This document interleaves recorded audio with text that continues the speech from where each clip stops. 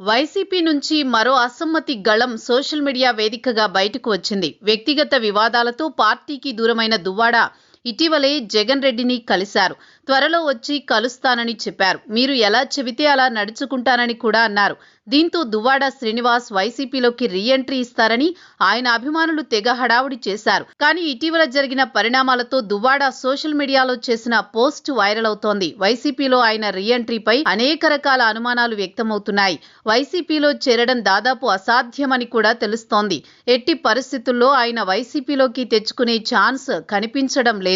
ఇటీవల ధర్మాన నేతృత్వంలో YCP Mulapeta port సందర్శన కార్యక్రమాన్ని నిర్వహించింది. వైసీపీలో జిల్లా శ్రేణులంతా హాజరయ్యారు.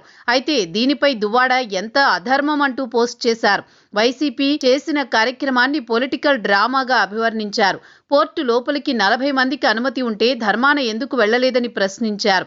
అధర్మంగా పూర్తికి 10 మీటర్ల దూరంలో టెంట్లు వేసుకుని మాట్లాడి వెళ్లిపోయారని ఎద్దేవా చేశారు. కోర్టుకు 100 మీటర్లు రోడ్డు అవసరం కోసం భూములు ఇచ్చిన రైతుల త్యాగాల కోసం అమలు ప్రస్తావించలేదని నిర్వాసితులకు తీవ్ర నిరాశ మిగిల్చారు అంటూ వైసీపీ నేతలపై తీవ్రస్థాయిలో విరుచుకుపడ్డారు.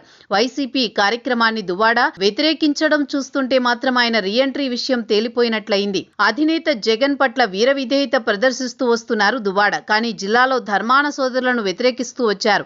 ఇప్పుడు ఏకంగా వైసీపీ కార్యక్రమాన్ని డ్రామాతో అభివర్ణించడంతో దువ్వాడకు దారులు మూసుకుపోయినట్టే. దువ్వాడ విషయంలో జిల్లాలోని వైసీపీ సీనియర్ నేతలంతా ఒకే మాటతో ఉన్నట్టు తెలుస్తోంది. వ్యక్తిగత వివాదాలతో పార్టీని ఇబ్బందుల్లో పెట్టిన దువ్వాడను మరోసారి పార్టీలోకి తీసుకోవద్దని జగన్మోహన్ రెడ్డికి తేల్చి చెప్పినట్టు సమాచారం.